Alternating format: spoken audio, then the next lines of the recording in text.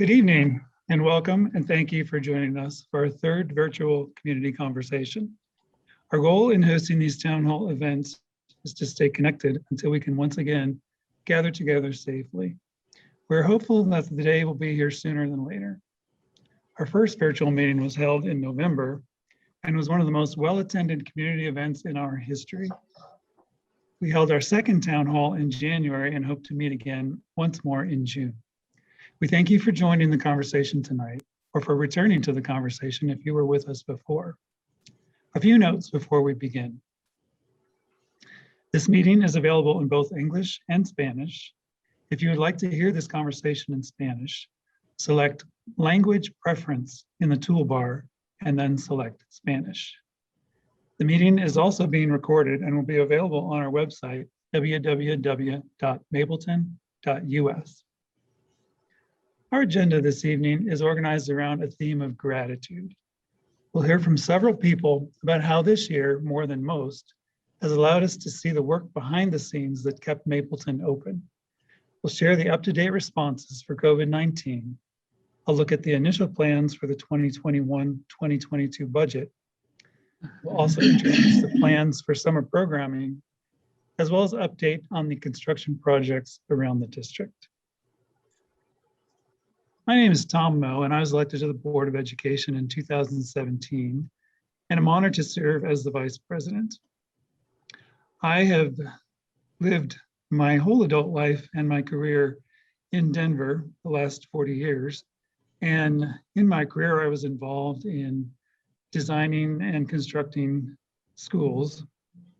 When I moved into the Mapleton district, we were about to embark on a very bold bond initiative, which was passed in 2016, thanks to all of you. And so I have learned about what community means in Mapleton, and I'm just very happy that I have finally found my home and am a part of this family. I'm going to turn it over to Sheila Montoya. Hi, my name is Sheila Montoya, and I'm pleased to serve as Secretary of Mapleton's Board of Education. I was elected to the board in 2013, and I'm honored to serve this community with this work. I was born and raised in Mapleton. I've been here my entire life, and it's always just such a pleasure and honor to be able to give back to the community in different ways. With my career and with the work that we do here and making sure that all of our students have equal opportunities.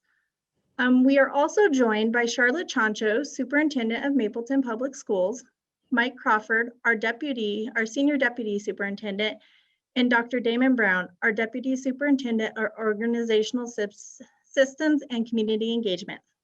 As Tom mentioned earlier, the theme of our conversation this evening is gratitude. Exactly 1 year ago, the onset of the pandemic disrupted nearly every aspect of our lives. In Mapleton, we were anxiously gathering information and preparing for the uncertainties that we were soon to be revealed. I can only imagine the conversations that were being held in your homes were similar to the ones that we were having. How do we prepare our families and staff? How do we keep everyone safe? How do we help our community stay healthy and still providing all the needs to the children? This evening, we will take a moment for the introductions before sharing the third installment of our Promise of Mapleton video series focused on the gratitude as we feel as we approach the light at the end of the long, difficult tunnel. We will also share reflections from you, our families and community members, that you generously and thoughtfully shared with us.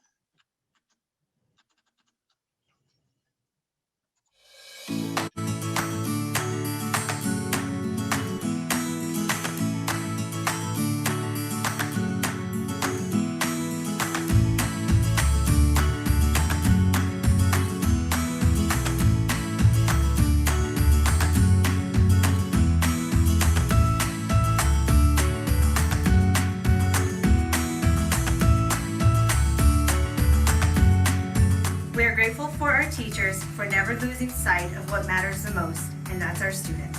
We are extremely grateful for our school's nurses for caring about our health so much. We're thankful for our students who board the bus each day with a smile behind the mask. I'm thankful for the bus drivers for getting us to home and school safely and calmly. Thank you, bus drivers.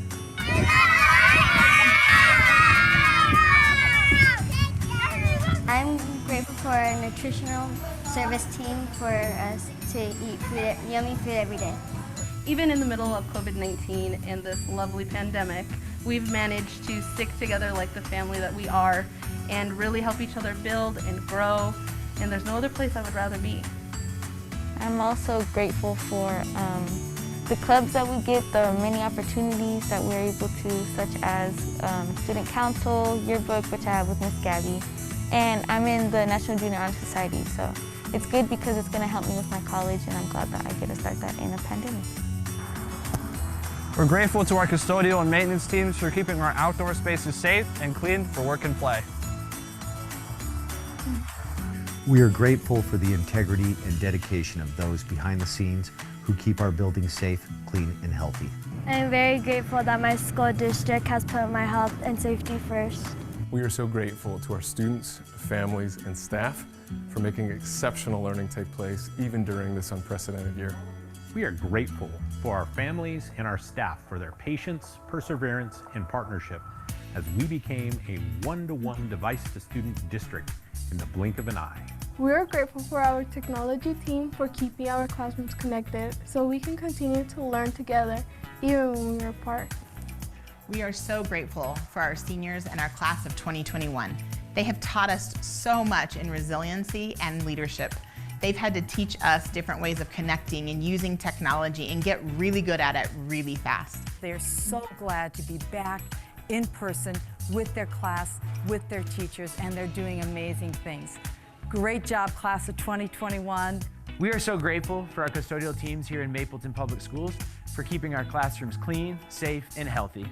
I'm very grateful for my teachers here at North Valley for encouraging me to not let anything get between me and my goals. They are doing a very good job of me reaching my goal to become a cosmetologist. The teachers here at North Valley are very caring, understanding, and make sure we're on top of our work just so we can graduate and make sure we move on to our next big step in life. We are grateful for our community's patience and for climbing this mountain with us. We will see you in August.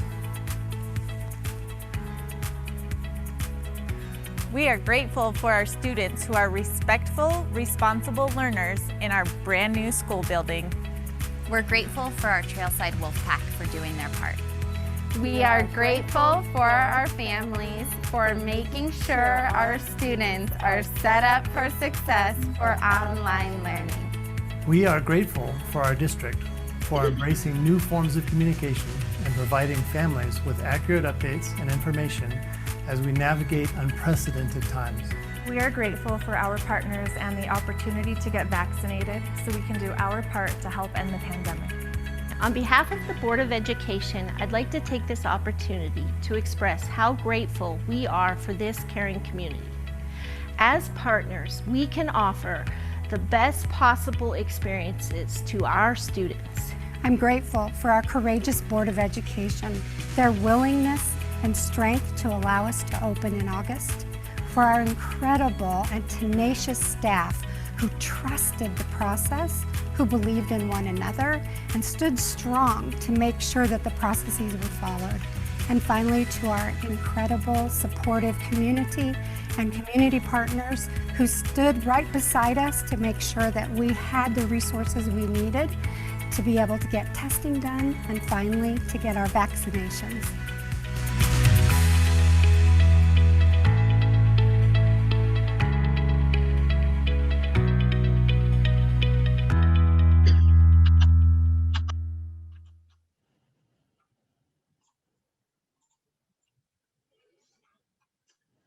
In preparation for this evening's meeting with the community.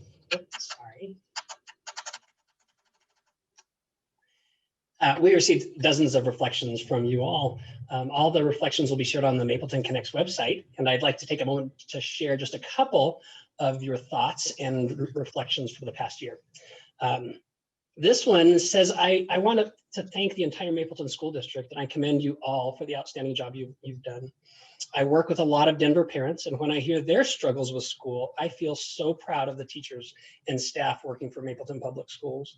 My children attend Explore and Mesa. You all deserve a standing ovation for the commitment you have made to our community. Sure, we all had to make some sacrifices, but I have to say that I consider it a privilege to have had the opportunity to have my kids attend in-person learning.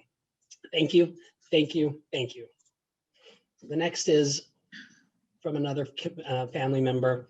It was our first year with Mapleton, and words could never express how thankful we are for a district that found a safe way to bring our kindergartner back to school.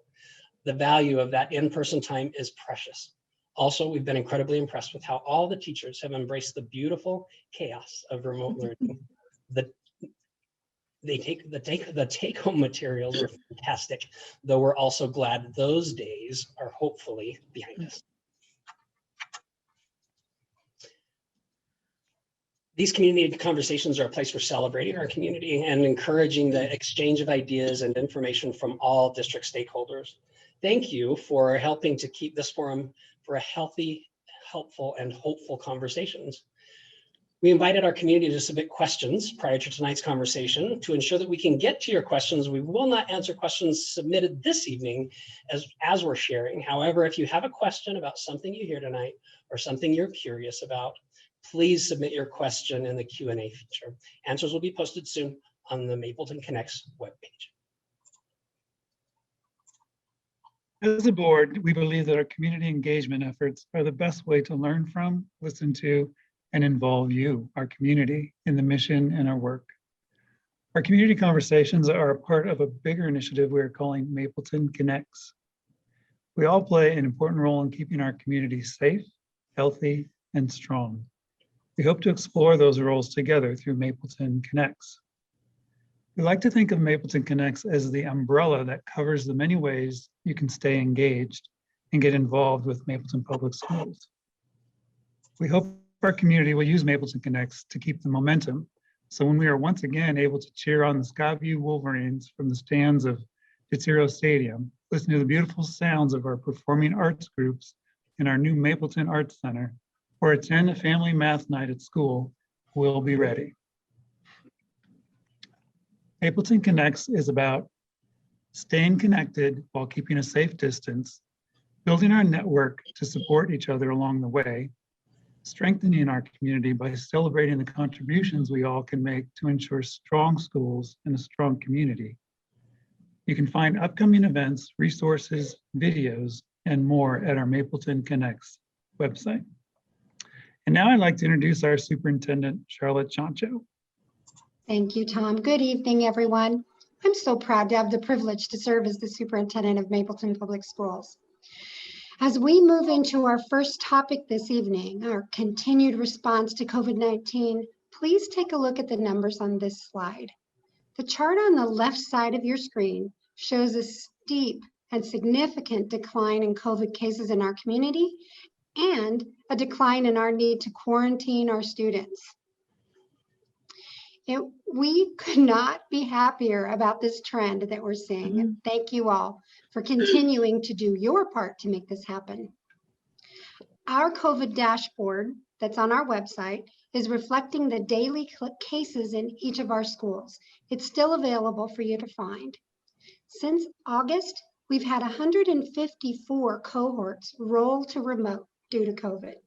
We know that that has not been easy on our families, and we thank you all for your patience, your partnership, and your kindness as we've addressed each of these situations. These data are informing our decisions to carefully and confidently phase in the reopening of our athletics and our performing arts programs. And if the numbers keep looking this good, we will be able to host an outdoor, in-person graduation. Our season C kicks off this week with the first volleyball, football, and soccer games.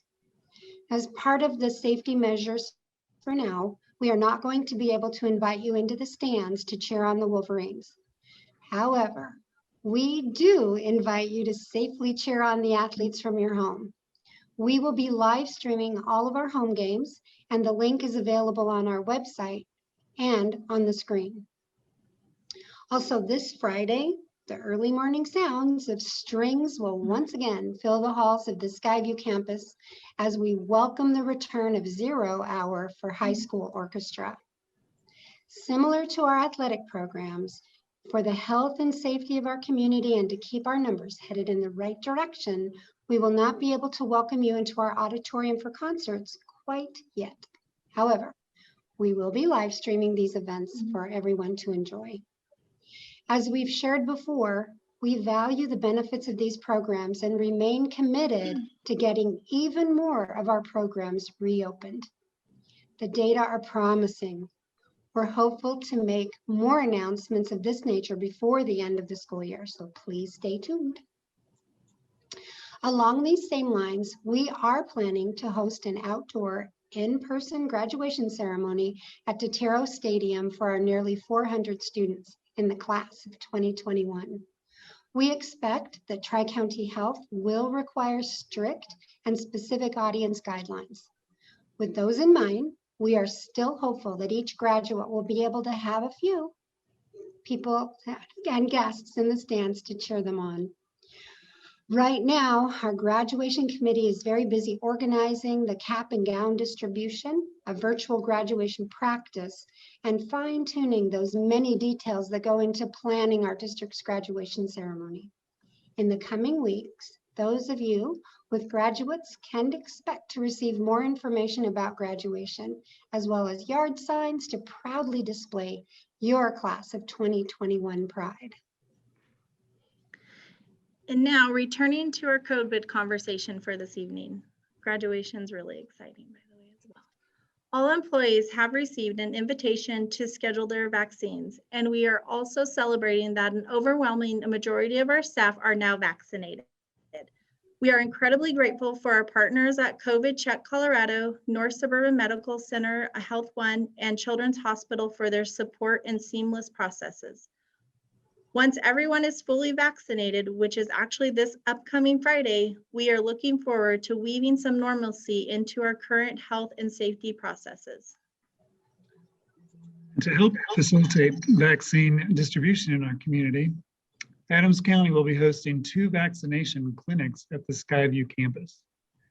The first clinic was rescheduled for this weekend, March 20th and 21st, and the second clinic will be held April 17th and April 18th. It's our understanding that Adams County is working closely to identify eligible community members. If you are eligible, watch your mailbox and email for an invitation from Adams County and Salute Family Health Center. These clinics are by appointment only. When we receive any additional information about this event and other events, we'll be sure to share it on our website and social media. Although we have much to be grateful for this year, we know this has been a challenging year for everyone. Offering choices for learning is just one of the ways we continue to address the needs of our families. We know that the decision to return to the classroom can feel a little overwhelming for some, and we're hopeful we will address your concerns and lessen your worries for some, so that if you haven't already done so, you'll feel comfortable enough and confident enough to return in person. We're in the middle of our big enrollment season, and we're currently accepting in-district and out-of-district enrollment. As of today, we still have seats in all of our schools at all of our grade levels. It's very exciting, however, to see that our schools are filling up fast. If you know of anyone who might be interested and would enjoy attending our schools, please let them know that this is our enrollment season.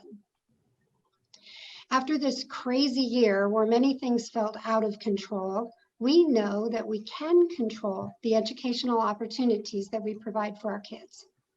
Contemporary research shows that the investment in early childhood education improves not only the cognitive abilities of our children, but also critical behavioral traits like social ability, motivation, and self-esteem.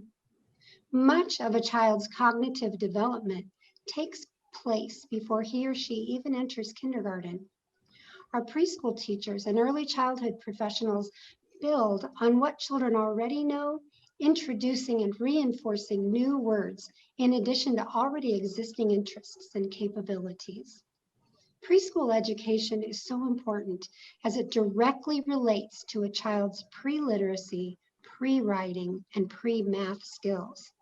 It also affects school readiness and other skills that prove essential to success in kindergarten through 12th grade programs. Knowing what the research tells us, we are very excited to announce the expansion of our early childhood education program. For the 2021-2022 school year, we will be offering free half-day preschool for all 4-year-olds in Mapleton. The only criteria are that the child turns 4 on or before October 1st and lives within the Mapleton boundary. There will be limited spots available for very affordable tuition-based full-day preschool programs as well for our 4-year-olds. We also have been offering full-day kindergarten for the last 10 years and have that full-day program at 10 of our schools. This year, as we move into June, our summer program will be more limited than usual. We've heard from many of you that this year has been rough and that everyone just needs a little time to reset. Our schools start very early in August. Our staff will return August 4th and our students return August 11th. So that's a little earlier than normal. With that said, we will be hosting a GT camp from June 7th to June 11th. Tom? One of the primary responsibilities of the Board of Education is to help develop and approve the district budget annually. We believe that a budget shows what an organization, a business, or family values, that how we spend our time, our energy, and our money signals what we care about. As we work to prepare the budget each school year, we spend time thinking about what we value in Mapleton Public Schools and how we need to allocate the district's resources in a way that aligns our values with our priorities.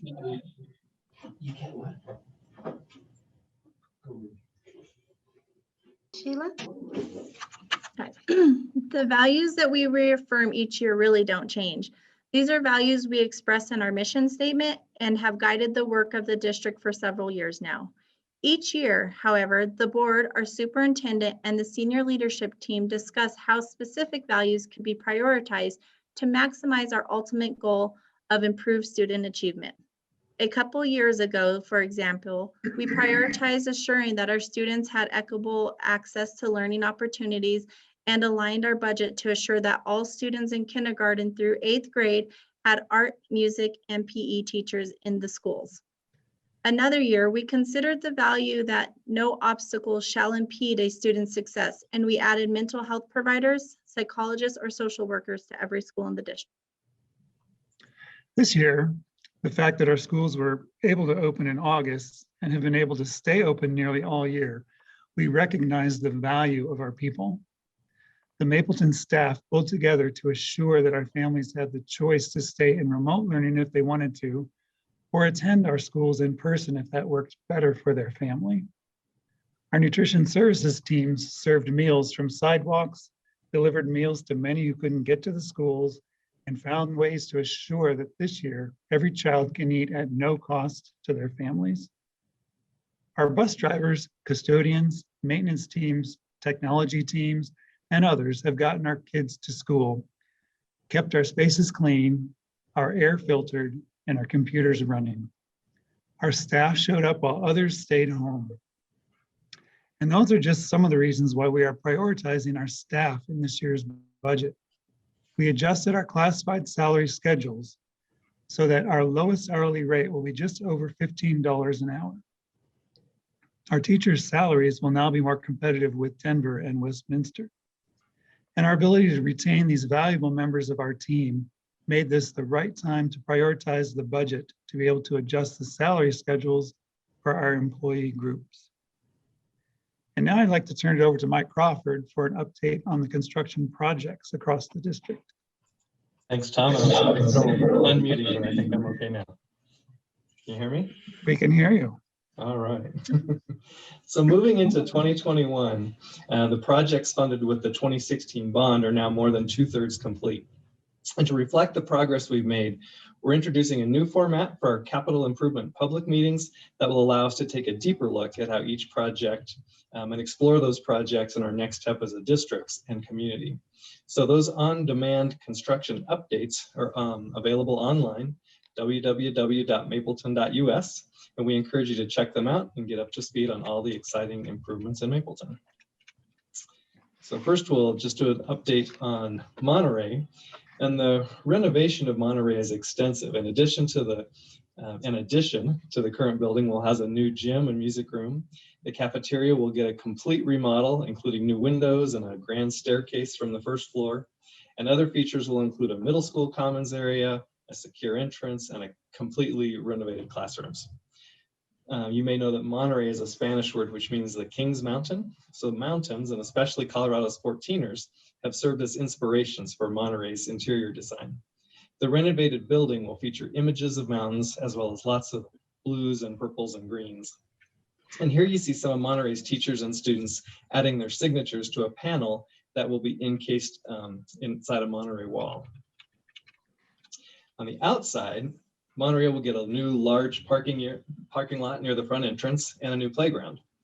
It won't look exactly like this picture, but it will incorporate the poured in place rubber surfacing there you see in blue, and it will use the hillside as a design feature. Also, we're currently writing another grant in hopes of adding tennis courts and a fitness circuit outside of Monterey. So remember that Monterey is enrolling now for 2021, and families who are interested should contact the Welcome Center.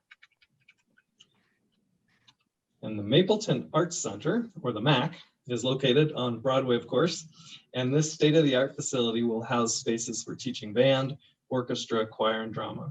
It also has dedicated spaces for storing props and costumes and uniforms and instruments and for displaying trophies.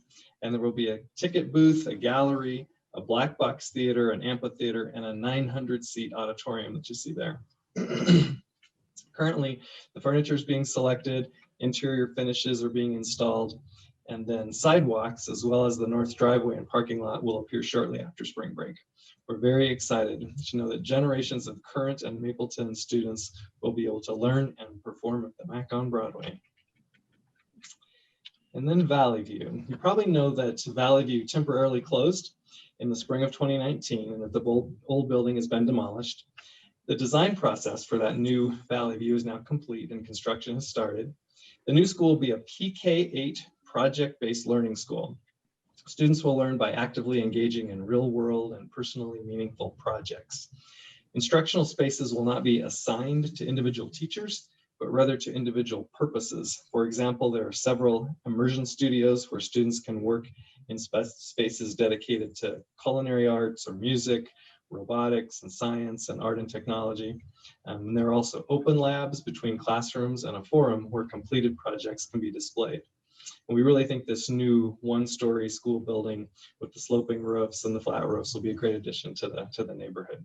And enrollment for Valley View begins in less than 1 year. So over the last 10 years, most of Mapleton school buildings have been renovated or rebuilt. And when we started on this capital construction master plan, nearly all of our facilities were over 50 years old and many had exceeded their useful life. But now most of our facilities are either new or newly renovated. And as we wrap up the many projects made possible by the 2016 bond, we're now looking at what we're calling the final four. These are buildings that have received modest upgrades and improvement over the years, but we're exploring our options when it comes to making these buildings safe and functional for generations to come. So those include Academy, Meadow Community School, Preschool on Pose, and York International School. And we're interested in thoughts from our community about those projects and other capital projects. So please help us brainstorm. What other facilities would enhance the education available to Mapleton students? And you can see some of those ideas on the right. We've thought of a future center, an outdoor education center, but let us know your ideas. And now it's time to answer your questions. And Charlotte, I think these were submitted over the past couple of weeks. Great, thank you. Yes, so we're going to take a look at these. The first question that our community submitted is one about any predictions on how in-person school will look for the next school year. Well, I don't think any of us could have predicted what this year was going to look like, but we're certainly hopeful that next year looks a little more like not last year, but the year before, and that we get a little closer to being normal, I guess, back to normal. Although we have learned some really important lessons in this COVID year. We're a one-to-one system now with the technology, and so we'll be utilizing that technology probably in every classroom somehow, and making sure that our kids stay proficient in the use of technology. So that's an ad that you'll see. We've also really gotten so much better at how to team teach and how to work together and to collaborate as teachers. And I think you'll see more of that in our schools to come as well. So we're hopeful that we're not doing the cohorting, that we're allowing kids to go to music, art, and PE and go across the buildings and to work with more than 2 teachers. So stay tuned and help us get better at this. It's all going to depend on CDPHE's guidance and CDC's guidance and Tri-County Health. But right now, with the numbers looking the way they do with COVID, we're expecting to be a little closer to what we once knew as normal. So hopefully that answers the question. Anything from any of the rest of you on our panel want to add to that? Charlotte, I just wanted to take this opportunity to thank everyone in the community for all their support. And we have certainly felt their support throughout this year. We couldn't have done it without them and without the sacrifices they've had to make. We understand that it's difficult to have to switch back and forth if your child goes into a cohort that needs to be remote. It's very difficult, but we appreciate your efforts. And then you throw in a blizzard and then they have to go remote again. And so I just wanted to take the opportunity to thank everybody. Yeah, thank you, Tom. All right, the next question, and we'll come back to those as well. The second question was, as this new administration successfully passes bills with school and COVID relief funding attached to it, who in our district is working to ensure we are receiving each and every penny Mapleton is entitled to for our students, family, and community? So that's also a fun question to think about. We've been incredibly successful at garnering resources and dollars here in Mapleton. We have received, and I think, Mike, the number was 79 million? Might be 72 million in best grants, I think.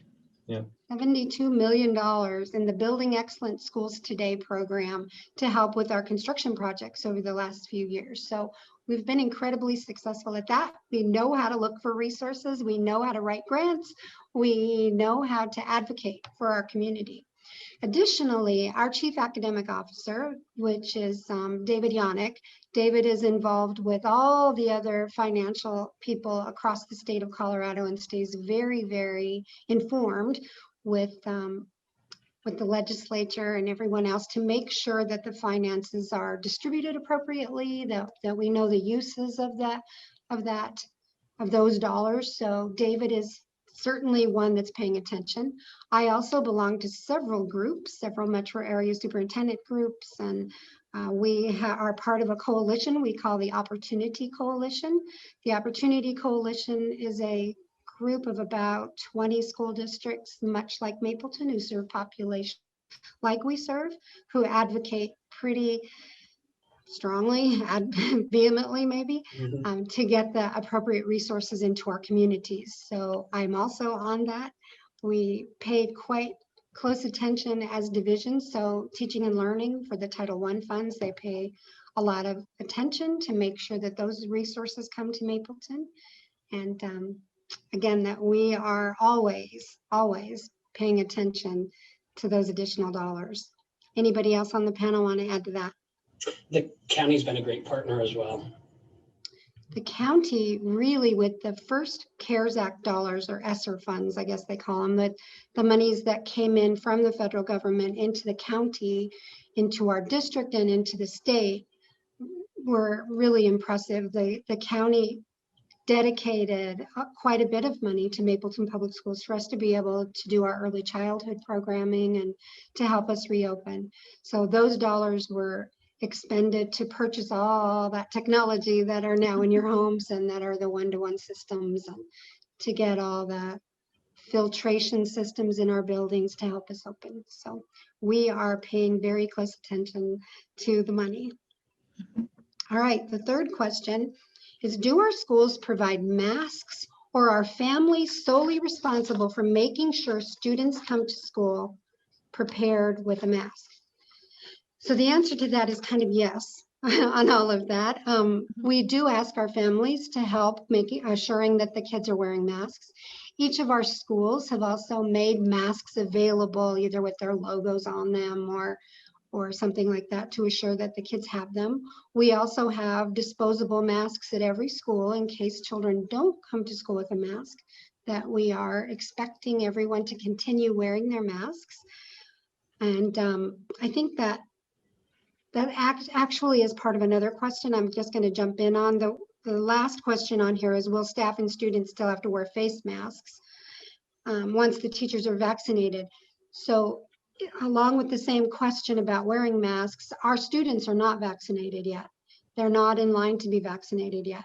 And even though it's looking like we may, as a state, be able to have everyone vaccinated and back in place, I think even the president said by July 4th, that's not for children yet. So our children will not have been vaccinated until we get the notification from CDPHE or from Tri-County Health or from CDC, the Center for Disease Control. We will be following the masking rules to just assure that we can keep the children safe in school. So our teachers will continue to wear masks. The kids will be expected to wear masks, and until the rest of those regulations come down, we won't be loosening up on that expectation. Anything else about masks from our panel? All right, so that's our mask questions. Another question is, will schools have the funding necessary to increase janitorial services and be properly equipped with COVID cleaning supplies and equipment? So again, the first two now, amounts of money that have been dedicated for schools have really been focused on getting schools reopened and making sure schools are safe. So we have purchased quite a bit of equipment to keep everything clean and fresh. We have new air filtration systems in every single building. And so, yes, we have already purchased all those. The new dollars that we'll be getting will also be purchasing more filters and things like that to make sure that those stay fresh and clean. We've gotten lots of personal protective equipment, or the PPE, from the state of Colorado at no cost. So we'll continue to get that equipment. What else from that? Anybody else on the panel? Anything else? I think that's about it. We were able to do some capital projects with this, or potentially do some capital projects with this new round of money that will help for the air handling systems and air filtration. Mm-hmm. And so we are, all of our custodial staff has really been trained in using the new products, and people, the schools, the teachers, everybody is contributing to making sure the spaces are clean. So we all have our little canister of hand wipes and our little things to be able to wipe the tables off and things like that. So it's all hands on deck when it comes to keeping the facilities and our spaces clean. So we'll continue to do that. And then we have one more question that came in earlier. And this one I really like too. What will assessments look like this year, and what options do parents have? So that's a question that's being answered in the legislature right this minute. So a bill just passed today that is suggesting that our kids have reduced amount of time with assessments this year. So not having this whole week in all 4 content areas being assessed, but there's a recommendation right now that the assessments are 1 assessment per grade level. So either reading, either language arts or math at the 3rd and 5th grades. And so we're looking at a really limited scope. We kind of think of that as like a dipstick that's going to just let us know if we're on track or not, just checking for the information, but not testing every single child and every single content this year. Parents have lots of options. You have lots of rights in this category. So you can decide whether or not you want your kids to test at all. So there is, it's really up to you. If you don't want your children participating in the assessments, you simply need to say, we are not interested in having our kids participate in the assessments, and then we won't do that. The kids that are in the remote learning environment, they're kind of in the state, what they're talking about in this new bill is just saying that if you're in a remote environment, it may be too complex to get kids back in a bricks and mortar environment just for the testing and expose kids to people and places they haven't been in a year. And so you may not really want that to happen. The state is considering it just kind of an opt-out if you're in remote. Now you can opt in if you're in remote and you say, no, I want my kids tested. We will absolutely provide that opportunity. So parents have all the options open to you. You can choose to have your kids tested if you want to, or say absolutely not if you want to. This year, this is kind of in your hands. So I think that's the end of our questioning that we had. Does anybody on the panel want to add anything else? I have a follow-up question. Okay. Those parents who want to make that decision of whether or not their child will be a part of the assessment, when do they have to make that decision by? Do you know? So the testing window actually opens next week, but Mapleton's not prepared. We're not starting our testing next week. We're actually not even scheduled to begin those tests until we get back from spring break in April. So we have between now and when we get back in spring break to decide what that's going to look like. So we will get more information as soon as we know what the legislature is going to do. We will send you information so that you can make a great informed decision for your children, and we'll put it on the websites and all the other things so that you'll know what to anticipate and what your rights are with regard to that. Okay. Anything else from our panel before we close up? All right. Well, community, we thank you so much for joining us this evening for our third community conversation. We'll meet you again on Tuesday, June 15th at 6 p.m., where we're going to be reflecting on this school year, planning for an upcoming school year. We will share other news and stories from all around Mapleton.